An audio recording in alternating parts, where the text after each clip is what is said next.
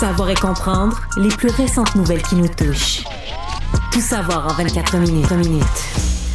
Bienvenue à Tout savoir en 24 minutes. Bonjour Mario. Bonjour.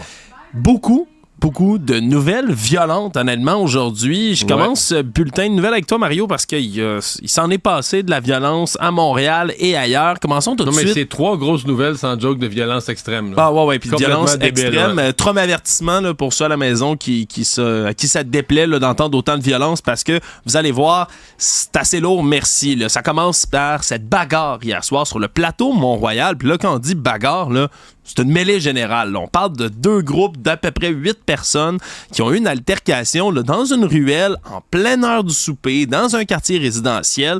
Et là, cette vingtaine de jeunes hommes-là se sont battus. Les causes sont encore nébuleuses. Là. Jusqu'ici, la police parle d'une affaire de cœur qui aurait dégénéré. Peut-être une espèce d'histoire d'une amourette ou d'un triangle amoureux. On comprend mal pour l'instant. Mais tout ça pour dire que ça a dégénéré au point où les jeunes se sont mis à se battre, puis pas juste à main nue. Là. Il y a eu des couteaux, des poignards qui ont été sortis, et malheureusement, ça a coûté la vie à 3 jeunes hommes, dont un, le plus jeune, de 15 ans, qui serait, selon toute vraisemblance, celui qui aurait parti l'altercation, selon la police. Ouais. J'avoue là, que, tu sais, 15 ans de bataille, ça finit au couteau, ça finit avec 3 morts. Ça frappe l'imaginaire. Il y avait le père d'un des 3, d'ailleurs, aujourd'hui, qui s'est rendu sur les lieux, a parlé avec des journalistes, a exprimé son désarroi. Il peut pas croire que c'est arrivé à son jeune. Je le comprends totalement. C'est inimaginable. De l'autre côté, bon, dans ces jeunes-là, pas tous des enfants de cœur. Il y en a qui étaient en attente de procès, il y en a qui étaient d'instupéfiants. Est-ce que c'est des jeunes qui sont habitués? Ils se promenaient. Bon, visiblement, plusieurs se promenaient avec un couteau sur eux. Fait que, c'est un petit peu ça, c'est que oui, on dit une bataille qui a dégénéré, mais une bataille qui visiblement survient dans des groupes, là. Je pense pas que le commun des mortels des jeunes se promène avec un couteau au cas où, au quotidien, là, sur la rue. Ouais. Fait que c'est arrivé dans des groupes où on a comme l'impression qu'il y a une certaine violence installée, là, ou en tout cas que l'esprit d'une violence est installé. Et c'est ce qui inquiète à Montréal, ce qui devrait inquiéter les services de police, en tout cas. Ben oui, quand on parle des jeunes qui deviennent qui sont de plus en plus jeunes, là, approchés par le crime organisé, puis qui finissent à s'en mêler. Le jeune homme de 15 ans qui est décédé, là, Ahmed Ouilal, ce qui aurait parti le bal, encore une fois, là, selon les informations de la police, était connu des milieux policiers. Il y a 15 ans. Était connu des milieux policiers. Là, tu parlais du père d'un jeune homme qui est décédé, Ulrich Peterson Célestin. C'est ce jeune homme de 25 ans qui est décédé. Lui était en attente d'un procès dans une affaire de stupéfiants. Ouais, je pense qu'il devait même revenir en cours aujourd'hui même. La police, parce qu'il y a eu un point de presse ce matin à 10h du SPVM. Il faut dire que c'est une mauvaise période pour le SPVM. 7 meurtres en 10 jours. Oui. Le SPVM qui dit quand même, écoutez, c'est pas le porte-parole, M. Caron, là, aux enquêtes criminelles, je pourrais bien vous dire là, que c'est une guerre de gang puis des répliques, ça n'a rien à voir. Il dit les 7 morts, là, c'est toutes des histoires différentes. Bon, ça, c'est le même événement où il y en a eu 3.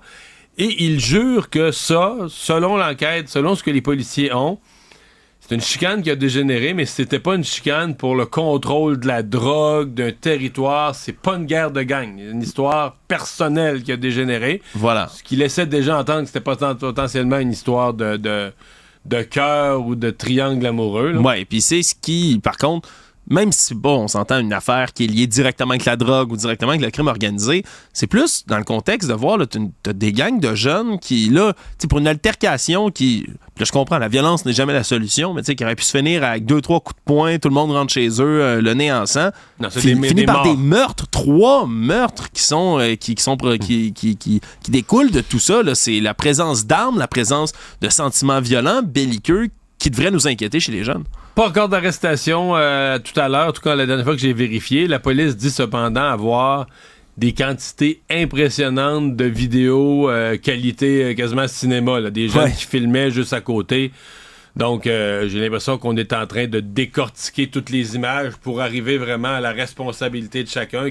Parce que là, quand même, tu vas distribuer des accusations de meurtre, d'autres probablement de complicité, etc. Donc, on doit être en train vraiment d'analyser toutes les images pour porter les bonnes accusations aux bons individus. Savoir et comprendre Tout savoir en 24 minutes. Autre incident violent qui vraiment donne froid dans le dos, c'est qu'on a appris aujourd'hui que Carl Gauthier Beauregard, ce jeune homme qui a tué sa mère en novembre dernier, est déclaré criminellement non responsable du meurtre prémédité de sa propre mère. Au palais de justice de Granby aujourd'hui, il était de retour et c'est surtout le récit des faits là, qui a été exposé cette fois-ci. Ouais, qui n'avait jamais été donné dans le fond là, avant aujourd'hui. Ouais, pas jusqu'ici, là, qui n'avait pas été donné. On savait qu'il y avait une évaluation psychiatrique là, qui avait été réclamée là, pour Carl Gauthier Beauregard. On savait qu'il avait très violemment tué sa mère, mais on savait pas comment. Mais là, le descriptif, c'est fou raide. Ah, c'est inimaginable, alors que c'est admis là, et par la poursuite et par la défense, là, ce qui s'est passé.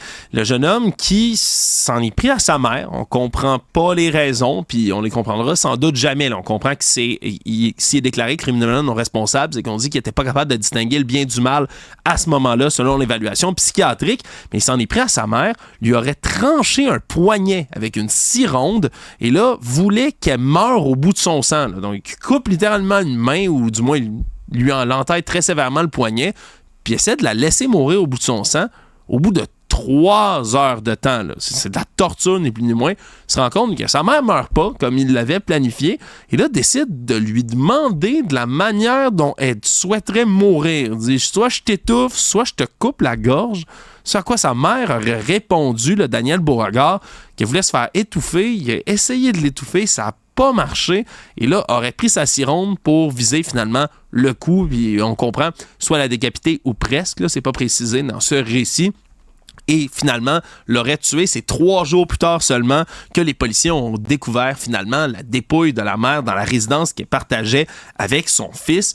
Mais surtout, Mario, là, au-delà des détails absolument scabreux et dégueulasses qu'on vient d'entendre là-dedans, c'est le fait que c'est pas la première fois qu'il s'en prenait à sa mère. En 2020, octobre 2020, fait une psychose, frappe sa mère à la tête, la menace d'aller chercher un gun pour la shooter. C'est ce qu'il avait dit à ce moment-là. Et là, la commission d'examen des troubles mentaux se penche sur son cas, le déclare non criminellement responsable, comme c'est le cas en ce moment. Mais c'est la deuxième partie. Là. Ils disent aucun risque. Eux, selon leur évaluation, il n'y a plus aucun risque pour la mère. Voilà, parce que là, la commission, en fait, c'est complexe. Parce qu'en janvier 2021, la commission, elle, dit que c'est un homme qui représente un risque important pour la sécurité du public et aurait besoin d'un encadrement légal. Par contre, son psychiatre lui dit il n'y a aucun risque pour la mère, il n'y en a pas. Donc, il est libéré sous certaines conditions, puis on le retourne chez sa mère. Il n'y a pas de médication qui est prescrite pour peu importe les troubles mentaux, les psychoses ou quoi que ce soit qu'il fait à ce moment-là. Et là, décembre 2021, là, on dit, bon, finalement, il n'est plus un danger pour le public, on le libère. Sans condition. De toutes ces conditions. Sans condition libérée. Et c'est d'ailleurs ce qu'a dénoncé le frère là, de la victime qui expliquait... Qui lui est resté inquiet, son frère. Ouais. Pour la mère. Mais lui, il comprend pas qu'on ait pu le laisser retourner habiter avec sa mère. Après l'avoir frappé, menacé, tout ça. Puis au départ, on dit « Oh oui, il est vraiment un danger pour la société. » 12 mois plus tard, il l'est plus. Plus de conditions, pas de médication. Retourne chez sa mère. Puis quelques années plus tard, on se comprend maintenant, finit par... Un peu moins de 2 ans plus tard... Ouais, c'est vraiment un drôle de cas, Mario. Surtout, on parle souvent des récidives dans toutes sortes de crimes. Et donc là, on a une deuxième fois jugé qu'il n'était pas responsable, donc non criminellement responsable pour cause de troubles mentaux. Voilà. Et là, ça va être une évaluation qui va suivre encore une fois. Il va être interné à l'Institut Philippe Pinel pour essayer de voir si il peut être déclaré un accusé à haut risque, là, ce qui le gardera dedans essentiellement pour presque toujours, là, on se comprend. Mais c'est fou que ça ait pris ça pour se rendre jusque-là, ouais. Tout savoir en 24 minutes.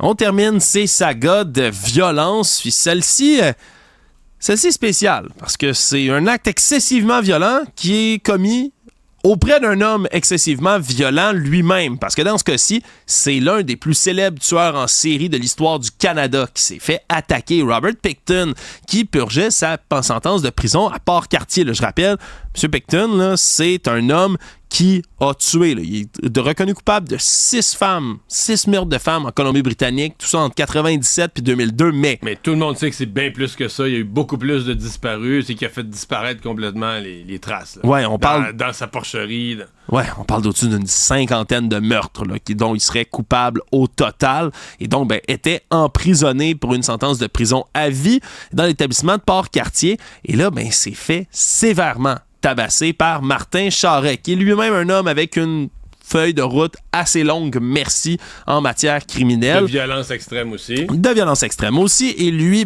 dit qu'il voulait rendre service à la population en tabassant le tueur en série. Et là, tout ça se passe dimanche dernier. Poignarde 2 fois, là, Martin Charest poignarde 2 fois avec Robert Pickton. Pic, parce que là, on se dit où est-ce qu'il a pris tous ces outils-là. Il parle d'un pic, un pic artisanal, je sais pas quoi. Pic artisanal, objet effilé qu'on a affûté, on se comprend. Là, je suis pas un expert carcéral, mais de tout ce qu'on connaît des prisons, c'est ce qu'ils font, un pic comme ça. Et là, par la suite, le poignarde 2 fois à gorge, les agents correctionnels arrivent, et là, Martin Charest attrape Pickton, le traîne dans un petit local de rangement où il s'embarre là, trouve un balai. Là, on essaie comme de l'empêcher de rentrer, mais sans succès. Et là, casse le manche à balai. Attention, lui rentre dans le nez. Le rentrer là, dans le nez de Robert Pickton. On les montrera pas, Mario. Il y a des images là, qui circulent là, de tout ça. C'est absolument horrible. Il y a un balai qui lui dépasse littéralement de la cavité nasale, qui est enfoncé jusque dans son crâne. Et là, on l'a amené d'urgence à un hôpital de Québec. Là, on l'a mis dans un coma artificiel parce que sinon, la situation était trop grave. On dit qu'il est dans un état excessivement critique, mais stable pour l'instant. Il est comme stabilisé. Mais c'est pas clair s'il va être capable de se réveiller un jour, là, de survivre à un balai enfoncé dans le crâne. Puis, ce qui est encore plus étrange dans cette histoire-là, Martin Charest lui-même, que je le dis, une longue feuille de route depuis 91, là, multiplie les actes de violence sur d'autres détenus, toutes sortes de choses en prison, stupéfiants. Mais surtout, selon ce qui est dans un rapport de police à la Sûreté du Québec, on dit que c'est un gars paranoïaque qui, lui, veut jamais sortir de prison. Il est prêt à faire toutes les violences possibles et nécessaires pour jamais revenir dans la société. Ouais. Il a l'air d'avoir réussi de son coup, en tout cas. Ouais, mais c'est... Je comprends que pour les autorités carcérales, ça fait quand même une tâche, même si je pense pas que les larmes viennent pas tant que ça pour Pickton, là, avec le nombre de femmes qu'il a assassinées, fait souffrir, probablement agressées sexuellement, une après l'autre, sur des années dégueulasses, mais c'est quand même pour les autorités carcérales, ça a quand même l'air un peu fou là, comme événement. Là. Ouais, de pas être capable de l'empêcher de rentrer jusqu'à un manche à balai d'une cavité nasale sans être capable de l'empêcher. Ouais, c'est sûr que c'est pas Jojo comme histoire. Tout savoir en 24 minutes. Bon, on va quitter la violence un tout petit peu, Mario, si tu le veux bien. Revenons au projet politique, projet de loi qui a été déposé là, officiellement. C'était dans l'air depuis hier là, par la ministre de l'Habitation, France-Hélène Duranceau. Et là, les mesures qui avaient été flottées ont été confirmées. Là. Non seulement la protection offerte aux aînés contre les évictions qui est élargie aux 65 ans et plus, comme le réclamait Québec solidaire. On va même revoir la rémunération aussi de ces aînés-là, parce qu'on se comprend, une rémunération précaire, c'est plus la même. Ouais, le seuil à partir duquel tu peux pas faire l'objet d'une éviction. Parce que là, c'était vraiment pour les gens très pauvres. Donc là, on va remonter le seuil. Oui, parce que le seuil, avant, il n'était pas adapté, on se comprend, à l'inflation galopante qui a frappé depuis, le coût de la vie qui a augmenté. Donc, c'est un calcul qui va revenir. Mais ce qui intéresse surtout aujourd'hui, c'est qu'on dépose un moratoire de 3 ans sur les évictions. Là. Donc, le temps là, d'être capable de passer au travers de la crise du logement. Pendant 3 ans de temps, il y aurait ce moratoire sur les évictions. Et donc, pour être capable là, d'évicter quelqu'un, ça prendrait une expulsion, prendrait des causes là, vraiment précises, là, parce que ça vise pas, par exemple, les reprises de logement. Hein. Ça, c'est un truc qui a été beaucoup utilisé par des gens, parfois pour des bonnes raisons, mais beaucoup pour des mauvaises. Dans des cas qui sont rapportés aux médias, là, où tu dis « Ah, je veux loger mon frère, mon fils, ma fille, ma grand-mère dans un logement. » Puis finalement, c'est pas ça du tout que tu fais, mais... On ne pourra pas évidemment éviter des gens de 65 ans et plus qui sont sous la protection de l'autre loi que je viens de nommer juste avant. Donc, c'est quand même important. C'est important. Ce qui est étonnant et bizarre d'une certaine façon, c'est que la ministre Duranceau a fait adopter le projet de loi 31 sur l'habitation dans la même session parlementaire. Oui. Donc, dans le fond, elle a fait adopter le projet de loi, elle a fait voter le projet de loi qui est devenu loi, donc il y a quelques semaines, en se faisant demander d'en faire plus pour les évictions, etc. Elle a dit non, fait adopter son projet de loi, et là, revient. Écoute, j'y lève mon chapeau pour l'absence d'orgueil, là. Le fait de marcher sur sa peinture, puis ça fait splish-splash dans la peinture. Mais, bon, on peut dire, elle a pris conscience. En même temps, ça vient qu'une sorte de réhabilitation politique. C'est une ministre qui avait eu beaucoup d'ennuis. Elle a donné une assez longue entrevue à Radio-Canada, entrevue portrait, là, où elle parle d'elle, elle dit qu'elle va être plus humaine. Donc, je pense que tout ça vient avec un repositionnement. D'ailleurs, aujourd'hui, quand elle a déposé son projet de loi, elle n'est pas juste à côté de François Legault et au Salon Bleu, elle est à quelques bancs plus loin, et il s'est déplacé. Il s'est rendu à elle pour la féliciter. Ah, ça peut être interprété comme quoi le premier ministre est consentant à cette réhabilitation de sa ministre, puis qu'il veut pas la tasser dans un éventuel remaniement. Mais bon, je dois souligner aujourd'hui parce que il faut donner le crédit à Québec solidaire là, qui a martelé cette demande-là. Ils ont été beaux joueurs aujourd'hui, élégants. Oui. Ils n'ont pas joué la carte là, de la ministre qui change d'idée, puis de la partisanerie. Ils se sont réjouis. Ils ont surtout joué la carte de il faut que ce soit adopté rapidement avant la fin de la session. Maintenant, autant je suis sympathique, là, je comprends les gens qui vivent une éviction, c'est un drame. L'économiste en moi se pose quand même des questions. OK, là, pendant 3 ans, il n'y aura aucune éviction. Okay, c'est quoi l'effet? Est-ce que quand tu vas lever le moratoire, tu vas avoir une rafale d'éviction de fou? Parce que ça veut aussi dire que pendant 3 ans, on ne rénove plus les logements. Oui, parce qu'il y a des demandes d'expulsion là, qui peuvent se faire, là, qui ne sont pas visées par le moratoire. Puis là, ça, c'est dans le cas où un locataire ne paye pas ou saccage les lieux. Voilà, ça, c'est déjà là-dedans. Puis surtout, comme tu le dis, l'après, on peut peut-être s'en inquiéter, mais l'avant, lui aussi, ça faisait quand même l'objet de tergiversation. Puis dans le projet de loi, là, on veut éviter une espèce de course aux évictions. Tu sais, que d'ici à ce que le projet de loi soit adopté, qu'on ait des gens qui éviquent le plus rapidement possible avant tout ça. Oui, qui évincent les gens, merci. Et donc, à partir d'aujourd'hui, il y a des mesures transitoires aussi qui embarquent pour protéger. Là, ça prend une entente avec le locataire, sinon ça va devenir pas mal plus compliqué là, de pouvoir procéder comme ça à une éviction. Ouais, parce que si c'est un moratoire sur tous les travaux de rénovation, je comprends le volet pratique de dire les gens sont plus jetés dehors de leur logement. Mais si pendant 3 ans, tu as peu ou pas de travaux, d'amélioration, c'est une détérioration importante du parc locatif, là, que tu vas-tu rattraper après? Est-ce que c'est une détérioration qu'on va traîner pendant longtemps? Des taudis? C'est toujours plus facile là, de dire une réglementation, on interdit, les gens sont contents, mais les impacts économiques vont devoir être mesurés. Actualité.